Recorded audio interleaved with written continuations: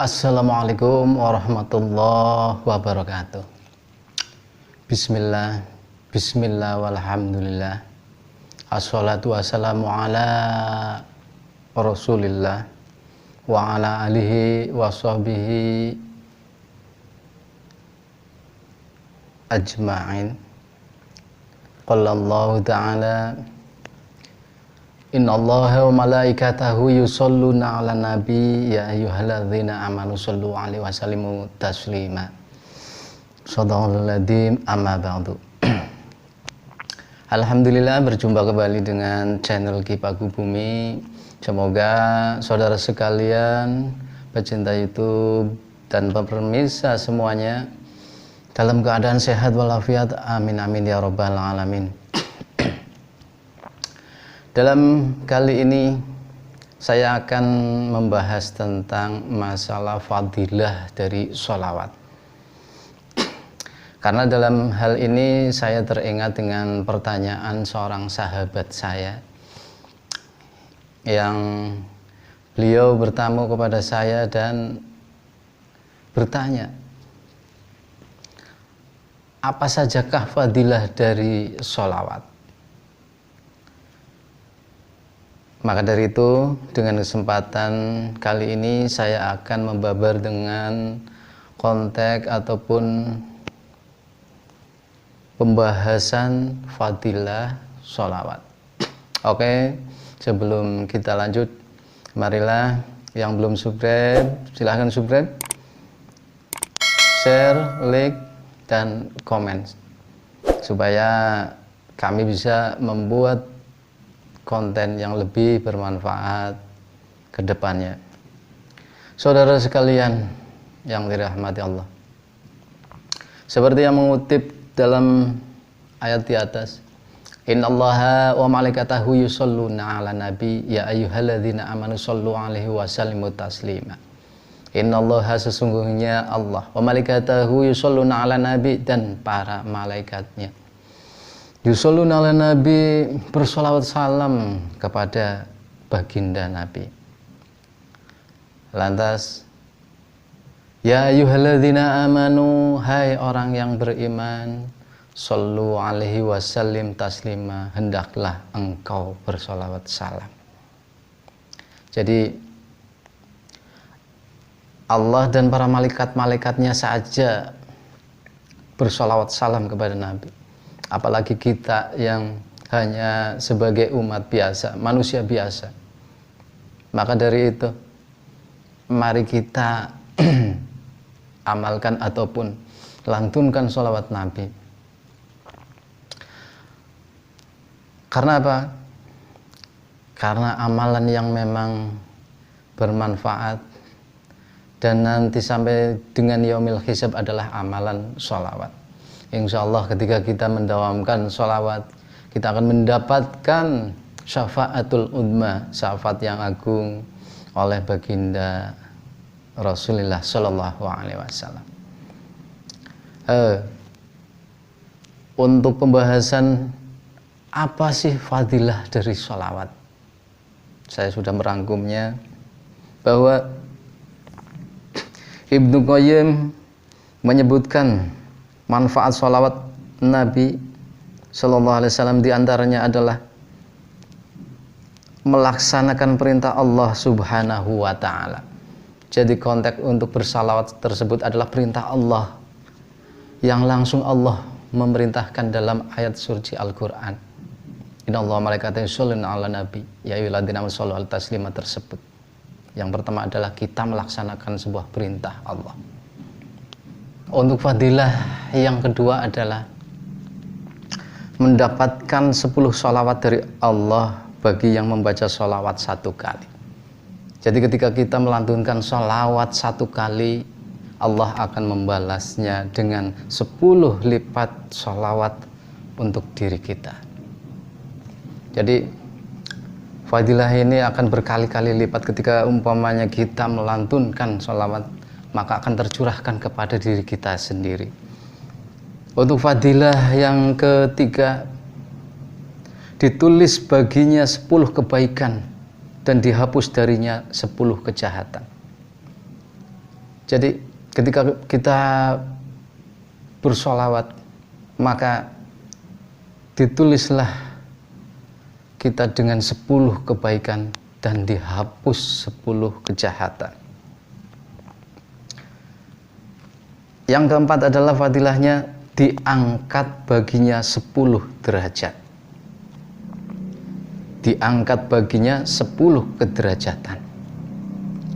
Jadi dalam kehidupan ini kita membutuhkan yang namanya pangkat derajat dan lain-lain. Ketika kita mampu untuk mengerjakan sholawat salam dengan tata cara yang benar, dengan syarat rukun yang bagus, maka insya Allah kita akan dinaikkan 10 lipat kederajatan. Fadilah yang berikutnya, kemungkinan doanya terkabul bila ia mendahulunya dengan sholawat dan doanya akan naik menuju kepada Tuhan semesta alam. Salah satu syarat untuk terkabulnya doa yaitu sisipi dalam doa kita. Yang pertama adalah kita lantunkan puji-pujian kepada Allah, lantas kita sisipi dengan sholawat. Insya Allah apapun doa yang kita sanjungkan akan terkabul. Amin ya rabbal alamin. Untuk fadilah yang keenam, penyebab mendapat syafaat Sallallahu Alaihi Wasallam bila diiringi oleh permintaan wasilah untuknya ataupun tanpa diiringi olehnya. Jadi kita supaya mendapatkan sebuah syafaat dari beliau, maka kerjakanlah, amalkanlah sholawat dengan istiqomah, dengan khusyuk, dengan ikhlas, maka insya Allah kita akan termasuk golongan-golongan yang akan mendapatkan syafaatul udma dari Kanjeng Nabi. Fadilah yang berikutnya yaitu penyebab mendapatkan pengampunan dosa. Ketika kita dalam doa kita berdoa bahwa Allahumma gfirli, ya Allah ampunilah atas salah dan dosa kami, dosa saya. Maka dalam doa kita harus disisipi oleh lantunan sholawat supaya ampunan tersebut itu akan mudah kita dapatkan. Untuk fadilah yang berikutnya yaitu dicukupi oleh Allah apa yang diinginkannya. Dengan kita bersolawat, dengan rutin, dengan istiqomah, dengan ikhlas, dengan kita meresapinya, maka apapun keinginan kita di dalam dunia ini akan dikabul oleh Allah Subhanahu wa Ta'ala. Yang berikutnya yaitu dicukupi oleh Allah apa yang diinginkan serta mendekatkan hamba dengan Nabi Shallallahu Alaihi Wasallam pada hari kiamat.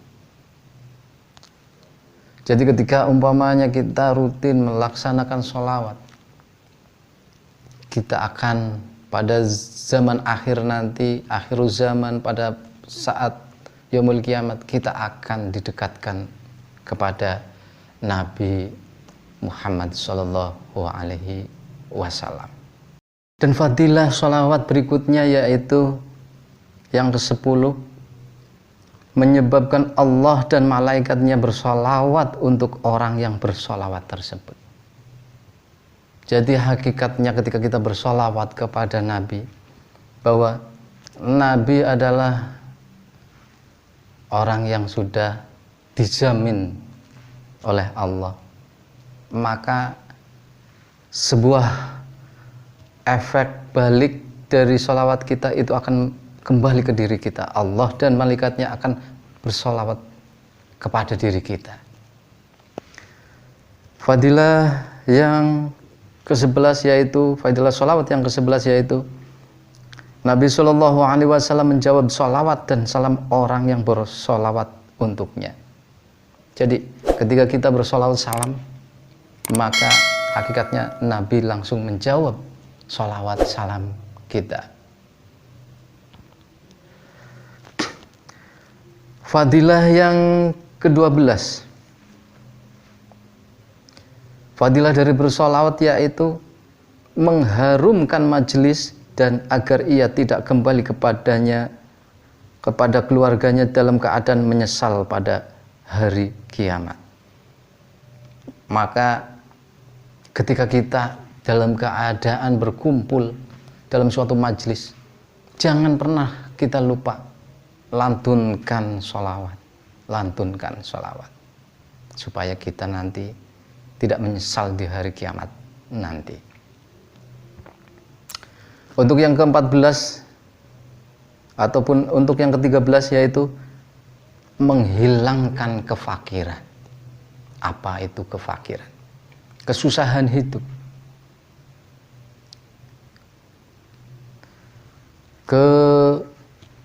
kekurangan bab dunia. Maka ketika kita ataupun Anda sekalian merasa segala sesuatu ekonomi ataupun apa kita kekurangan, maka lafalkanlah dengan ikhlas, istiqomahkan dengan ikhlas setiap waktu, setiap malam dengan lantunan sholawat salam kepada Nabi Shallallahu Alaihi Wasallam. Insya Allah hal tersebut akan membuahkan sebuah kemudahan kita supaya semakin bisa mendapatkan sebuah kederajatan dunia. Untuk selanjutnya yaitu menghapus predikat kikir dari seorang hamba jika ia bersolawat untuk Nabi Shallallahu Alaihi Wasallam ketika namanya disebut. Orang yang ikhlas dalam melaksanakan pembacaan sholawat, orang yang memang istiqomah dalam pembacaan sholawat, amaliyah sholawat, maka akan dihapuskan dalam dirinya adalah sifat kikir. Maka dari itu, mari kita istiqomahkan, kita lantunkan bacaan sholawat dengan ikhlas, dengan istiqomah. Yang ke-15 adalah orang yang bersolawat akan mendapatkan pujian yang baik dari Allah di antara penghuni langit dan bumi, karena orang yang bersolawat memohon kepada Allah agar memuji, menghormati dan memuliakan Rasulnya, maka balasan untuknya sama dengan yang ia mohonkan, maka hasilnya sama dengan apa yang diperoleh oleh Rasulnya. Jadi ketika kita bersolawat salam kepada Rasul, kita itu bukan halnya kita rugi, tetapi apa yang kita salawat salamkan itu akan kembali kepada diri kita. Yang ke-16 adalah akan mendapatkan berkah pada dirinya, pekerjaannya, umurnya, dan kemaslahatannya. Karena orang yang bersolawat itu memohon kepada Tuhannya agar memberkati nabinya dan keluarganya. Dan doa ini terkabul dan balasannya sama dengan permohonannya. Jadi asalkan kita memang bisa mengistiqomahkan, asalkan kita bisa melakukannya dengan benar, dengan ikhlas, maka apapun urusan yang ada di dunia ini akan dimudahkan, akan kita dapatkan. Amin ya rabbal alamin. Fadilah yang ke-17 yaitu nama orang yang bersolawat itu akan disebutkan dan diingat di sisi Rasulullah Sallallahu Alaihi Wasallam, seperti penjelasan terdahulu sabda Rasul, sesungguhnya solawat kalian akan diperdengarkan kepadaku. Sesungguhnya Allah mewakili malaikat di kuburku yang menyampaikan kepadaku salam dari umatku. Betapa mulianya kita ketika kita sanggup ataupun ketika nama kita disebut oleh Kanjeng Nabi Rasul. Amin amin ya rabbal alamin.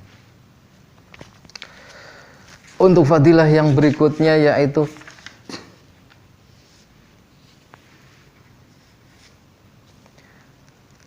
meneguhkan kedua kaki di atas syirat dan melewatinya berdasarkan hadis Abdurrahman bin Samirah yang diriwayatkan oleh Sa'id bin Musayyid tentang mimpi Rasulullah Shallallahu Alaihi Wasallam. Saya melihat seorang di antara umatku merangkak di atas syirat dan kadang berpegangan lalu salawatnya untukku.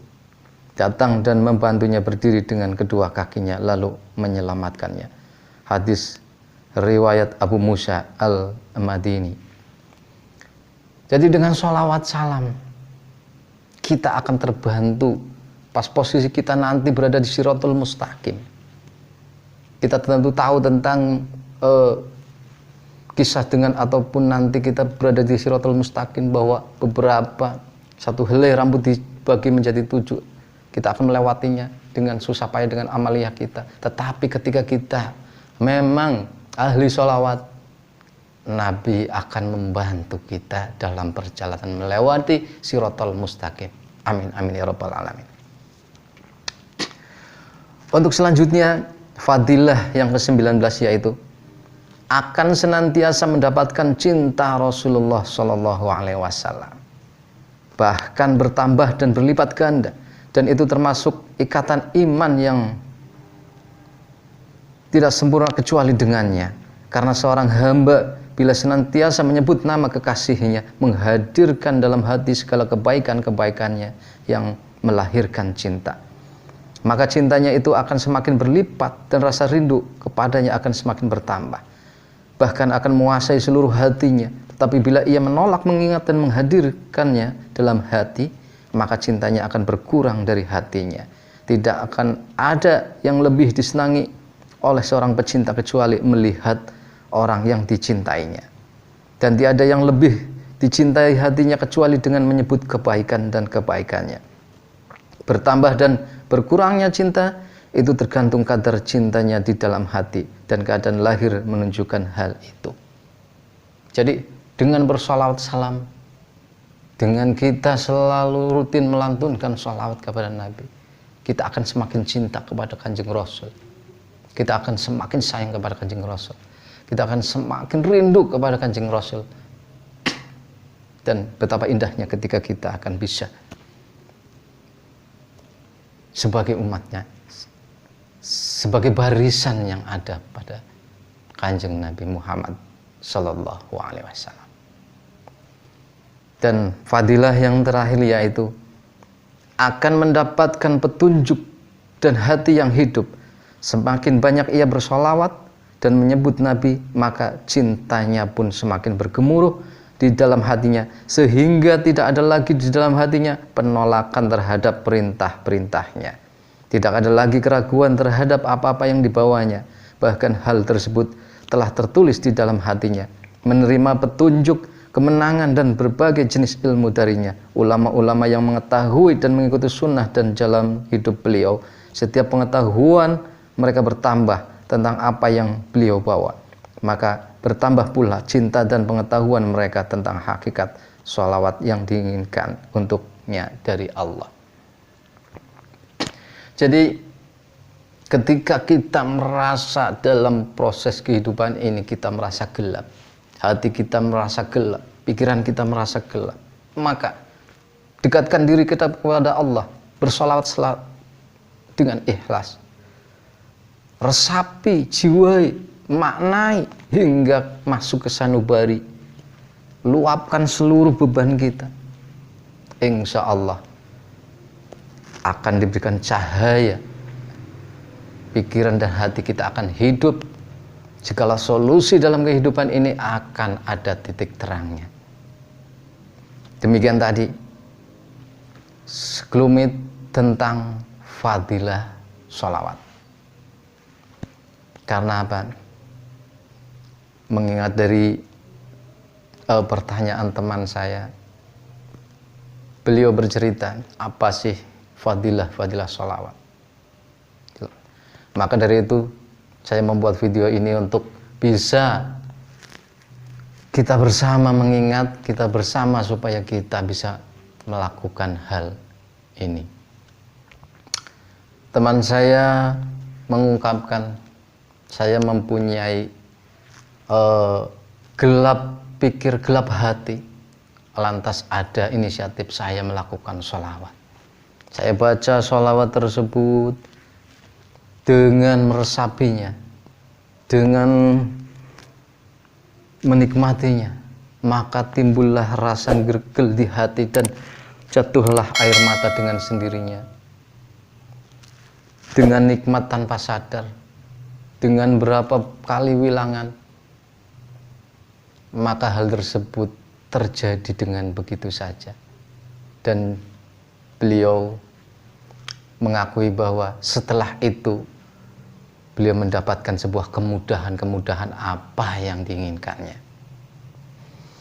Baiklah, sahabat YouTube yang dirahmati Allah, semoga apa yang saya utarakan bermanfaat kepada sahabat sekalian dan tentunya kepada saya pribadi.